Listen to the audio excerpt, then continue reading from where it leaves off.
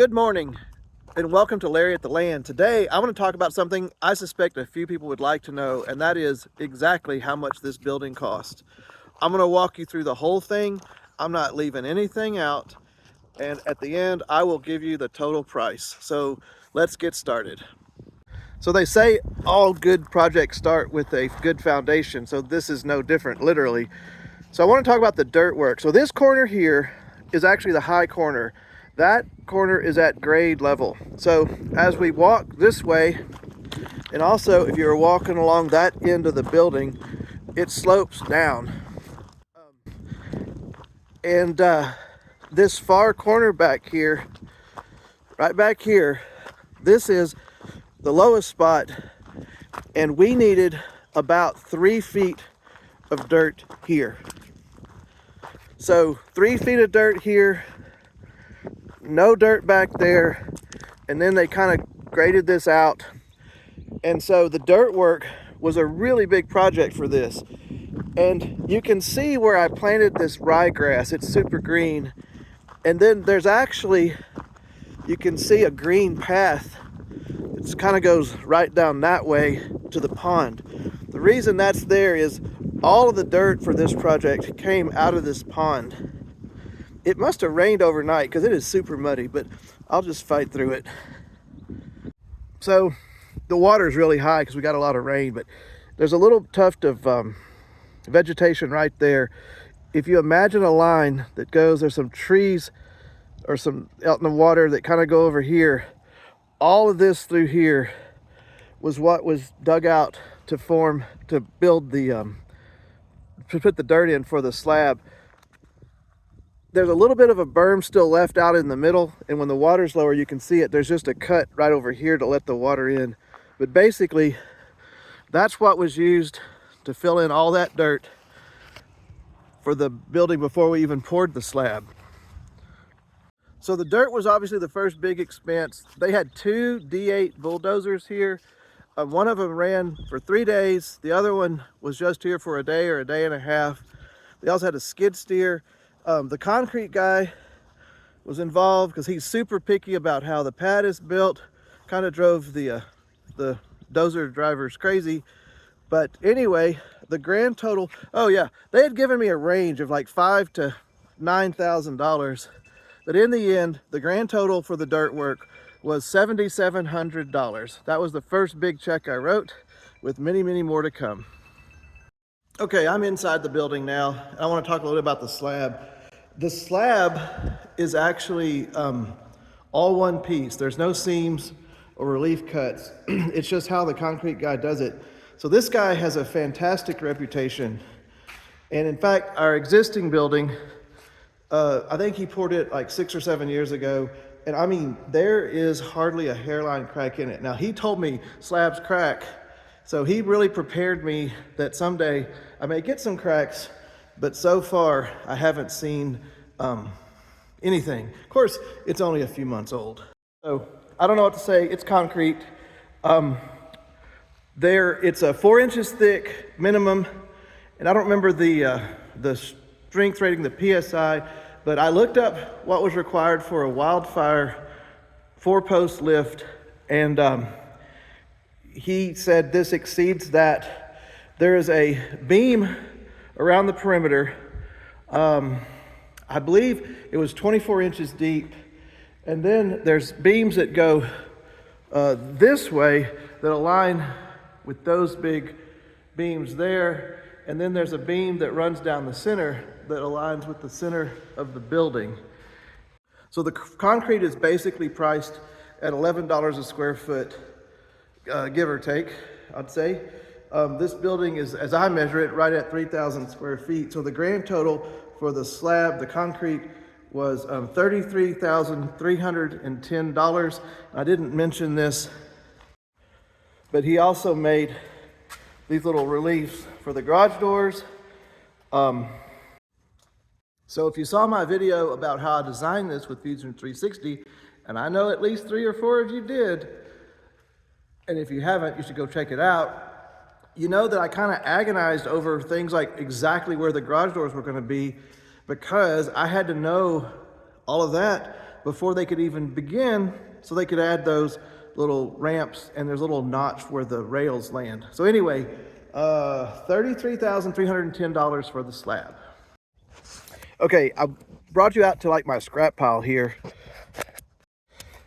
I saved a lot of the scrap, mostly because I'm a kind of a beginner welder, and I thought, well, some of this I don't think I can weld with the welder I have, but I wanted to show you. So this is a 12-inch beam piece, and then I don't know if you can see it. Okay, this one here, yeah, that doesn't show it very well. That's a 6-inch beam, and then I believe, here we go, this is an 8-inch beam.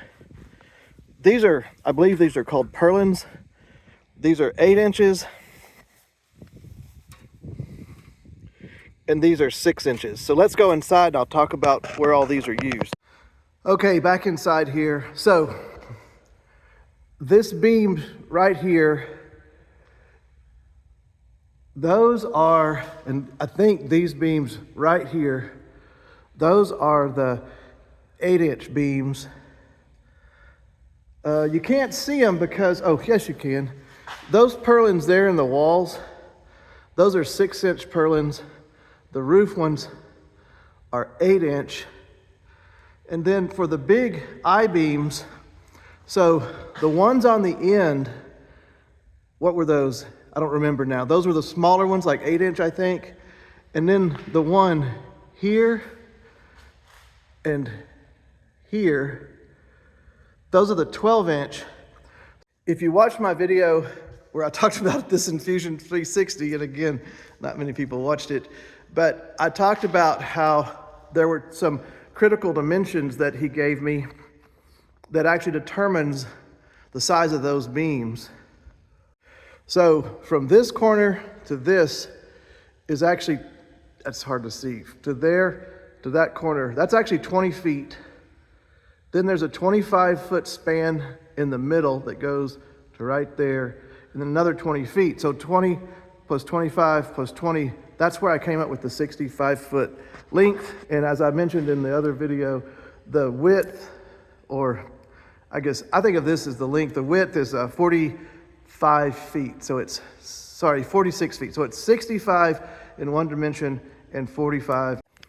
Okay, so at this point, we have $7,700 for the dirt, $33,310 for the slab, and the building, again, basically charged by the foot, square foot, was $62,800. So just under, what would that be? Like $21 a square foot. One interesting thing, these are 14-foot walls. My builder said I could go to 16 feet and he wouldn't charge me any extra. That sort of surprised me. But I did not want 16-foot walls. I think this would have looked really out of place out here. One other thing I want to show you. So again, $62,800 for the building. So at this point, I'm just over $100,000 into this building, which is about 2/3 of the cost. So there's a little hint about what the total is. But I wanted to show you a couple elements on the outside. All right, it looks weird because it got cold last night, so you can tell where the beams are. But this metal sheets, I think they're 3 feet wide. They start here and they go, well, here's the start of one, and they go to here. So I think they're 3 feet wide. What's cool is they order this stuff cut to length. So even over here on the end, where that peak, I believe, is like 25 or 26 feet. That is one sheet of metal. So there are 0 horizontal seams in this whole building, and that includes both the walls and the roof, which that to me is really, really cool. So a lot less of a chance of any kind of leaks or places where water or things like that can get in. The whole building is anchored on these metal plates anywhere the beams hit the ground, and those were added in right before the concrete, or right as the concrete was being poured. So the builder and the concrete people worked very closely together. Oh, I forgot to mention, It also has gutters. There's 3 on this side. There's only 2 on the other side. They offered to add a third. It's just we can't add it right in the middle because there's a door there. But so far, I don't think I really need that extra gutter. At least it doesn't seem like it. All right, let's go back inside. Okay, this is going to be a future bathroom. We'll talk about it a little bit more in a minute. So I've already got some plumbing in here. So you can see this is supply lines and drain for a sink. This is the supply line and drain for a toilet. These are supply lines for shower controls, overhead shower head, and an in-wall shower head. And then up on top, I don't know if I can see anything, you can see some pipes sticking up there. That is actually for a hot water heater. And then outside, they've built just enough of the outside part. There's a clean out for the main drain, and then there's also an outside hose hydrant or whatever. So all of that was the plumbing that was done. So it's not complete. It's not connected to the main septic system. There's no water actually coming to it, but the reason we did that is all of that had to be done before the slab could be poured. So all of that stuff is in slab, and the total for that plumbing was $1,080. Okay, while I'm here, I'll talk about the walk-through doors or man doors. Oops. So there's one door, and there's the other door. They're directly opposite each other. Again, these were all decisions that I had to make before we began. And then also, I'll show you the windows while I'm here. So this window is a 5x3 window. This is a 3x3 window. I wanted a window in the bathroom. I wanted an opening window in the bathroom just to let out moisture and whatever. This window is kind of a folly, if you will. I wanted a window that I could put a sign in, or maybe even have a sign painter come and paint a sign on it. So that was a pure luxury, I guess you might say, to add that window. So the doors were $1,382. That's for both. And the windows were $460. That's the price for both. Next up are these garage doors. So I'll be honest with you, these cost more than I thought they were going to, but I absolutely love how they did them, so I'm not complaining at all. So that door, the far left door and the rear door, those are 12 foot by 12 foot. And then this door is 16 foot by 10 foot. And don't even ask how I came up with that. Go watch my video about the Fusion 360. I made a change to this door the day before they started setting the forms for the concrete. So basically, these are insulated doors. They do this, they keep the rails up close to the ceiling. They make this, I think they call this a high lift door, where basically the rails are at the same height as the other door, even though it's 2 feet shorter. And then the other thing that I didn't even know these were a thing, they put these big LiftMaster openers that attach to the big rod at the end. I mean, look at those massive springs. It's crazy. They're so cool, and they're super quiet when they open. But the grand total on the garage doors was $13,195. And again, that's a little more than I'd expected. Originally, I was going to have 4 doors, 2 10 by 10 foot doors instead of this one big 16 footer. But I'm not unhappy with that. I'm very happy. In fact, it's just more than I had originally thought. But it ended up that the 3 doors cost about as much as the 4 doors, maybe $1,000 more. So the doors have just been really, really awesome. Okay, at this point, the shop, I didn't talk about electrical. Let me do that. Okay, let me talk about electrical a little bit. So over there, the far corner of that building, just around that corner, that's where our electric service is. It comes off of that transformer right there. So they had to run electric from over there to right over here.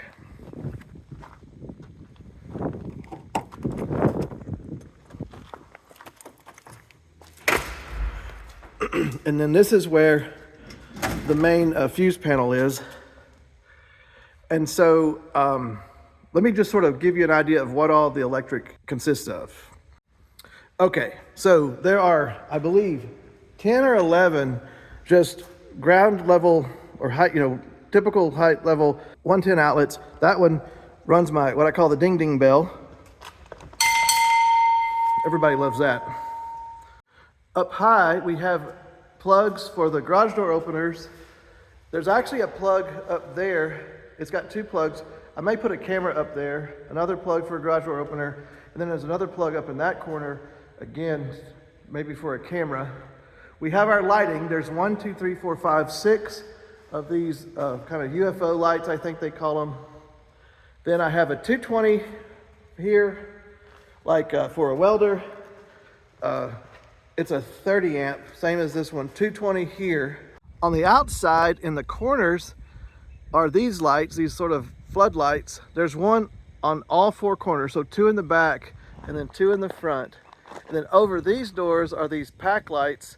I didn't put one on the door in the back. I didn't want to bug the neighbors on that side, but nothing's going on over there anyway. They also, that box up there, that is a 220 for a hot water heater. You can't see it. On the opposite side of this wall is a 220 for a mini split for the bathroom. And then of course, I've got lights over the shower, got an overhead light and a vanity light. There's a GFCI plug there. I've actually got a fan. This fan I'm gonna mount in there. And so that's, I think, all the electrical. I am gonna have him come out and do a little bit more work. I think I'm gonna need a grinder pump for the bathroom because I think it's a little bit uphill to the septic system. And then I'm gonna put maybe one more outlet in the bathroom. So that's all of the electric, I believe. So let me give you the total on that.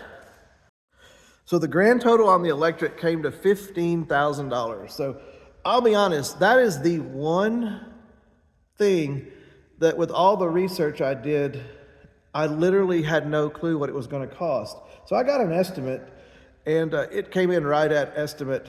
Being honest on the electric, I actually had them install an extra plug and no extra charge. So I feel like the 15,000 was sort of, I don't know, like a package price based on what I had told them. I mean, it included stuff like the 220s and the hot water heater and the mini split.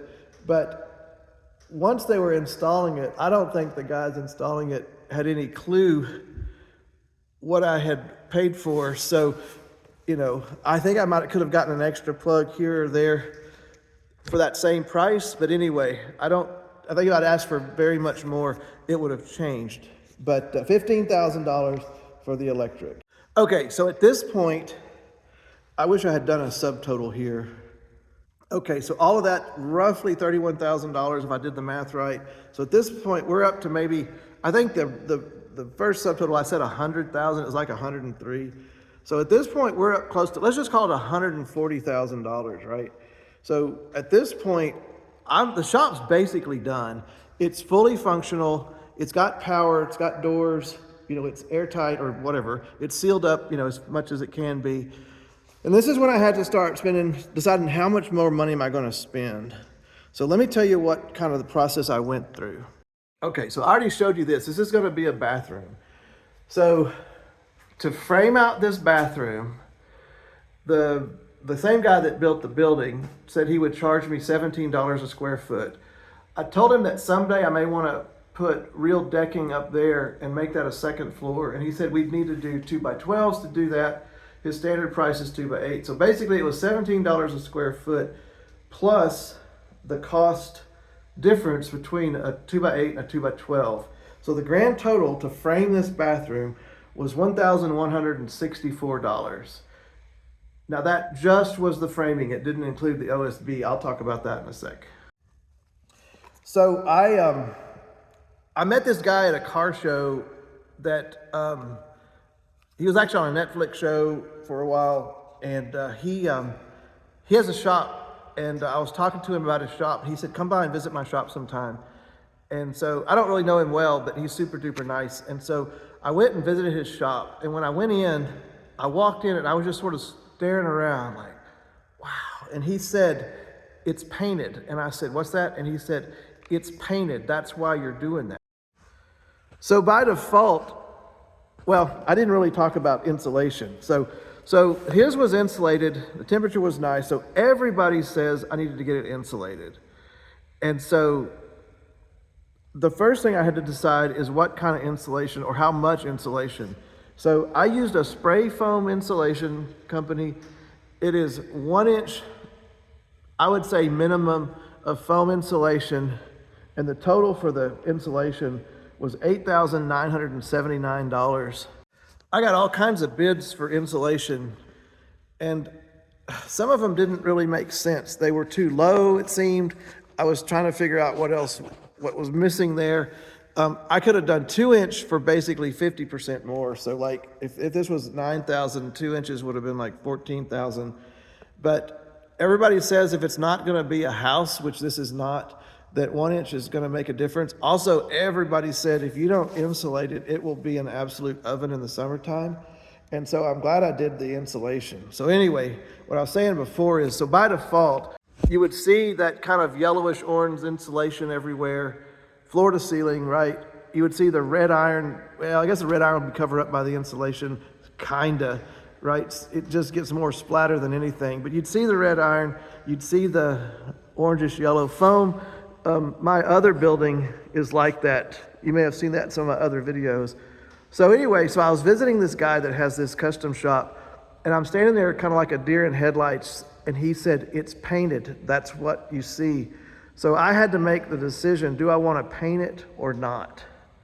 So this is one of those times that I actually used AI to help me. So I'm a big fan of things like ChatGPT. I may do a video on that someday. But so the building was finished at this point, right? And I don't think the doors were in, the garage doors weren't in, but I used AI to visualize what this would look like painted. And I even tried a black ceiling. Hopefully I can put those pictures into this video. But the black ceiling I didn't like. I think it looked good on a lower ceiling building, but some people do all black. I didn't want that, but I visualized it with the white paint and absolutely loved it. And so the paint was $4,100, $4,100. I don't remember, I think they used like 100 gallons of paint. The craziest part is the guy that painted it didn't use a ladder. And you're gonna be like, what? No, he had this like 25-foot spray gun, and he would stand on the ground and with his giant arm muscles painted the ceiling. Absolutely blew my mind. Now, I'm sure you can almost see little dark spots. I'm sure if you look at this from certain angles, you could see that some stuff didn't actually get painted, but it's not something you can see from ground level. So, I don't know if I already said it or not. The paint cost was $4,100. So one other thing I sort of forgot to mention was this OSB. So there's this 4x8 sheets of OSB that go all the way around. They're in the bathroom. And this is something that I wanted. I want to be able to mount stuff to the walls. I wanted just to have sort of a perimeter. The shop that I looked at, that I mentioned, it actually had metal. I decided to do this OSB. For the OSB, my builder basically charges double the cost of the materials. So the cost of the OSB was $2,500. Okay, let's go outside. I'll go out the back door here, and I'll show you the kind of the driveway. All right, so here's my back door. I know that's hard to see. So there's a little kind of I don't know, call it a sidewalk here. There's this little pad in the back. I wanted this thing to be something I could pull through. I didn't want it, I wanted to make it so I could turn around, but like with a trailer, but it would have been huge, and I didn't really want that. And so this is kind of behind the building. There's this sort of a drive here along this end of the building that's plenty wide to get a vehicle down. Park stuff over here maybe someday. And then this is the main part of the drive. including the extra dirt or the extra stone, which I'll talk about. So there's a lot of conversation about stone. Where I grew up in Central Texas, people use a lot of limestone. There's a lot of limestone quarries in Central Texas. This is what everybody seems to use. This is crushed concrete, and it's washout. As I understand it, when the trucks have concrete left in them, they dump it out, they break it up, and this is what it is. You can also get crushed road concrete, which I did on the original driveway, and I hated it because it has a ton of metal in it. Rebar, ties, I mean, just lots and lots of metal. They supposedly run a magnet over it, but I found a whole pile of metal. So there's no metal in this that I found. Someday, once this settles out, I would like to have them put in crushed asphalt, which is kind of a dark gray, has a really nice look to it. Okay, so the total cost on the driveway was $4,650. The way that breaks down is $800 was for the skid steer and the operator. That's an all-day price. I actually got a little extra work out of them because it didn't take them all day to do this. The breakdown, there were 4 loads. They were big, long dump trucks. Maybe 20 yards or something. I don't remember. Anyway, 4 loads at $800 each for the crushed concrete. There was 1 load of dirt that they used right up against the building. That was $600. And then it was $50 for a helper to kind of help guide things and rake dirt so it didn't get in the building and stuff like that. So anyway, grand total was $4,650. Well, there you have it. As promised, all of the cost, the grand total, if you haven't been adding it up as we went, and I didn't give all the fractions of a dollar on my original numbers, but the grand total to the penny was $156,321.13. So I hope y'all enjoyed this. Like and subscribe. It helps my channel. I'm trying to build an audience. This is the kind of stuff I'd like to do. Keep it real. One question I've been asked is, would I do anything any different? And man, I don't know. I will tell you this. I would have planned out this driveway a little bit better because it's not exactly shaped the way I wanted it. I don't know. I think I would have moved it a little bit from where it is, but I mean, the trucks were showing up. They actually dumped the gravel in the wrong place, which is a long story. But I just kind of had to make some snap decisions. I'm happy with the height of the building. Taller would always be better. But, you know, I mean, I love it. It looks good. I think it fits in the landscape. I don't know. The lighting is great. There's only 6 lights. I was kind of thinking, wow, is that enough light? But the lighting is really great. Anytime you're working under a car or whatever, you're going to have local lighting anyway. I'm happy with the windows. I'm happy with where the doors are. I'm just generally, I don't know. I put a lot of thought into the building. I got a lot of advice from the builder, and I think I'm happy with it. One other thing I will mention, these prices are absolutely what I paid, and I did have basically a general contractor helping me out. It was the guy that did the building and some of the other stuff. Most general contractors are going to charge you a fee. Of course they are. And I would say it's probably between 10 and 15% for a building like this. I didn't put that in the numbers I gave you because what I paid him, I'm just going to keep that between me and him. But I will just say he gave me an incredibly low price on the builder fee, and he did really all the coordination with all the subs. So the prices I gave are the actual cost for everything I talked about. So I hope you enjoyed this video. Like and subscribe. If you like this kind of content, let me know you're out there. That's how I can build my channel. I'm just getting started on all this. I'm still very new at this, but I absolutely love sharing this with you guys. So this is Larry at the Land. Have a wonderful day.